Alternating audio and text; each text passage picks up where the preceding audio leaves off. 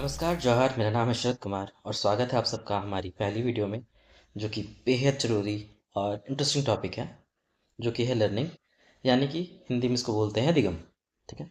इस वीडियो में हम शुरू से लेकर आखिर तक लर्निंग यानी अधिगम की पूरी जर्नी को समझेंगे, जिसमें शामिल होगा इंट्रोडक्शन, डिफिनेशन, इसकी विशेषताएं, लर्निंग और मैच्योरेशन में डिफरेंस, लर्निंग और एक्विजिशन में डिफरेंस, जो कि एक कोर कॉन्सेप्ट माना जाता है बीएड के लिए या फिर कोई भी टीचिंग एग्जाम के लिए। तो चलिए सीखते हैं। क्लास को स्टार्ट करते हैं हम एक क्वेश्चन के साथ, जो कि है व्हाट इज़ लर्निंग। लर्निंग से आप क्या समझते हैं? इसको सुन के आपके दिमाग में जो भी कॉन्सेप्ट, फैक्ट, ख्याल आ रहा है वो कमेंट बॉक्स में लिखें। अब बहुत सारे लोग बोलेंगे कि व्यवहार में परिवर्तन लर्निंग है, या एक्विजिशन ऑफ नॉलेज लर्निंग होता है, या फिर फैक्ट्स को याद करना या रटना को लर्निंग कहते हैं। तो बोलचाल की भाषा में या आंशिक रूप से ये सब सही है, लेकिन एजुकेशनल साइकोलॉजी में लर्निंग को डिफाइन किया जाता है as a relatively permanent change in behavior that occurs as a result of practice और experience। ठीक है। और ये हिंदी में भी अवेलेबल है, जो कि नेक्स्ट स्लाइड में है। मैं रिकॉल कर देता हूँ जल्दी जल्दी कि सीखने को व्यवहार में अपेक्षाकृत स्थायी परिवर्तन के रूप में परिभाषित किया जाता है, जो कि प्रैक्टिस या फिर एक्सपीरियंस के परिणाम स्वरूप होता है।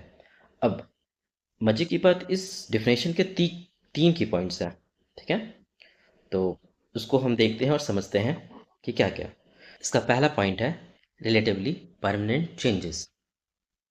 लर्निंग ना तो परमानेंट होती है, ना ही टेम्परेरी होती है। इसका जो स्वरूप होता है वो होता है रिलेटिवली परमानेंट चेंजेस, अपेक्षाकृत स्थायी परिवर्तन। बताता हूँ कैसे। ठीक है। मान लो कि जो लर्निंग है वो परमानेंट हुई। ठीक है। अब कोई एक बच्चा गलती से फ्यूचर को फुटूरे बोलना सीख जाता है। अगर लर्निंग परमानेंट होती है तो वो ये तो लाइफ टाइम बोलेगा फ्यूचर को फुटूरे। लेकिन क्या ऐसा होता है? तो इसका जवाब है नहीं, ऐसा नहीं होता। ठीक है।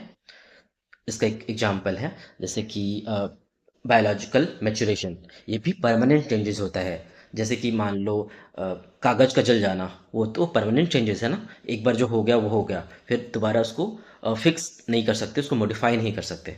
ठीक है। इसको याद रखना, आगे वाले स्लाइड में मैं पूछूंगा। ठीक।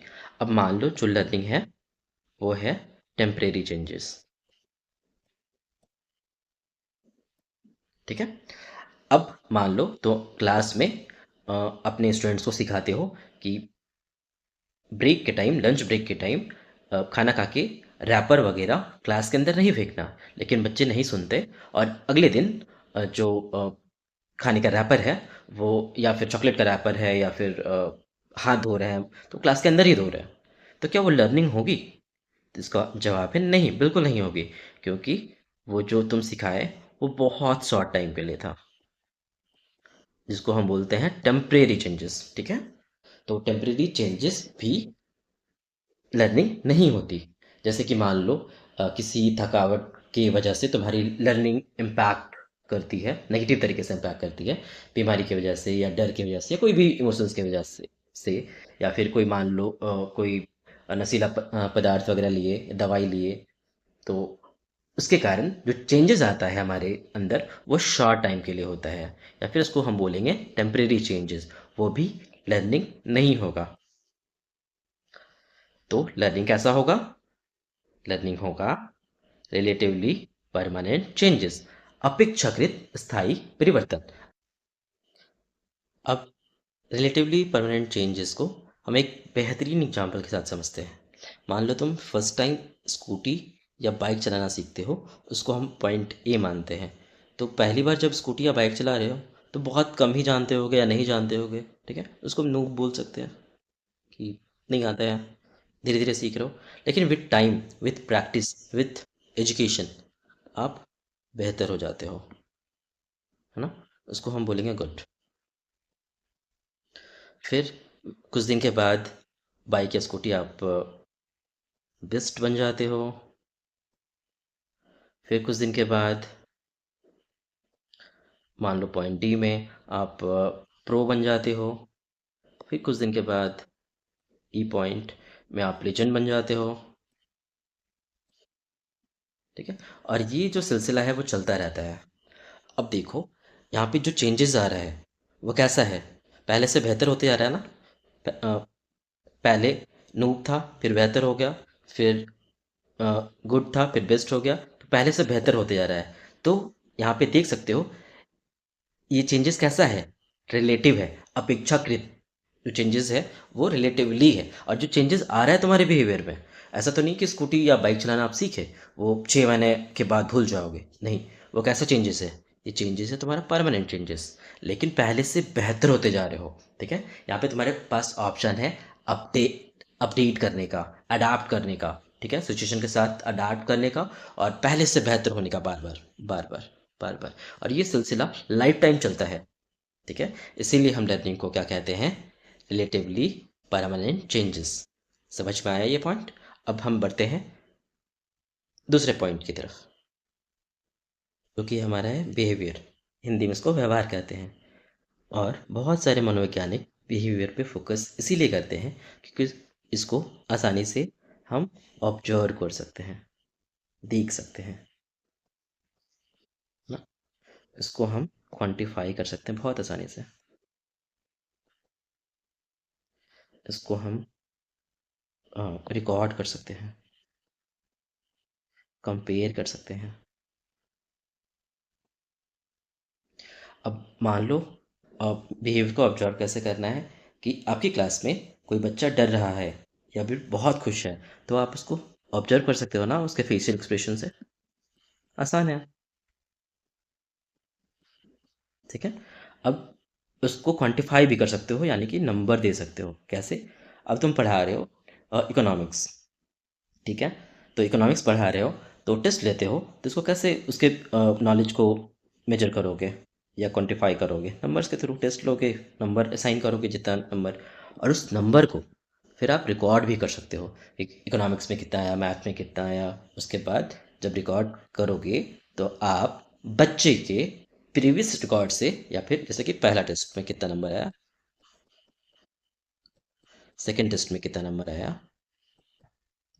तो कंपेयर भी कर सकते हो।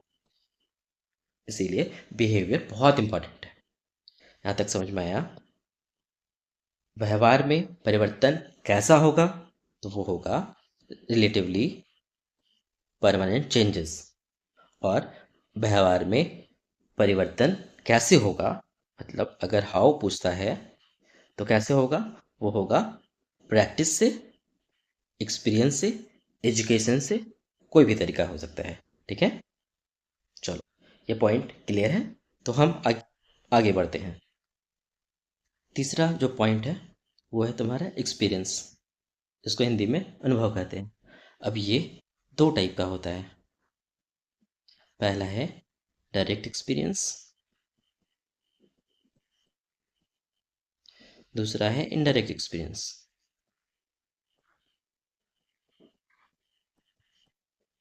ठीक है, तो डायरेक्ट एक्सपीरियंस जहाँ पे आपको हैंड्स ऑन एक्सपीरियंस मिलता है, या फिर लर्निंग बाय डूइंग करके सीखते हो जब।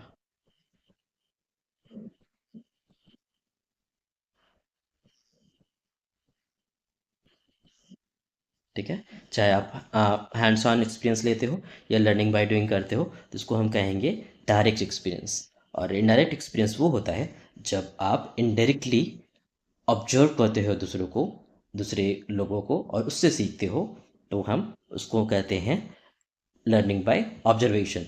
इसकी भी ढेर सारी थ्योरी है, आगे वाले आने क्लास में हम डिस्कस करेंगे इन चीज़ों को।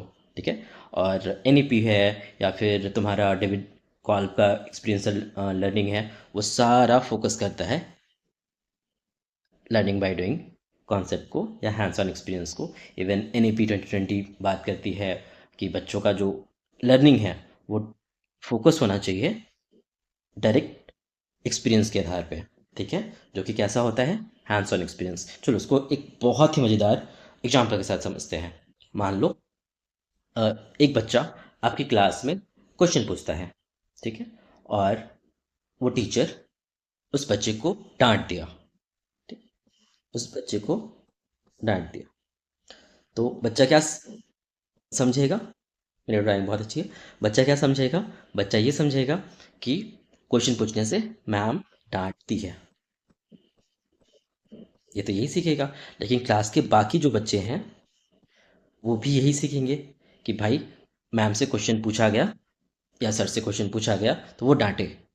तो इस बच्चे के लिए डायरेक्ट एक्सपीरियंस हो जाएगा और बाकी के क्लास के बच्चे के लिए इनडायरेक्ट एक्सपीरियंस हो जाएगा, ठीक है।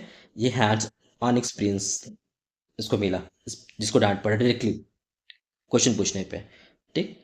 तो इसके लिए फर्स्ट एक्सपीरियंस हो गया, या इसको हम कहेंगे डायरेक्ट एक्सपीरियंस, और इनडायरेक्ट एक्सपीरियंस हो गया बाकी क्लास के बच्चों के लिए, ठीक है। तो ये रहा लर्निंग का कंप्लीट कॉन्सेप्ट। और ये स्लाइड हिंदी में है, ये सारा सेम है जो मैंने पिछले स्लाइड में डिस्कस किया था। इस स्लाइड में लर्निंग के कुछ डिफिनेशंस हैं जो सब्जेक्टिव एग्जाम के लिए महत्वपूर्ण हो जाते हैं, और ये भी हिंदी में अवेलेबल है।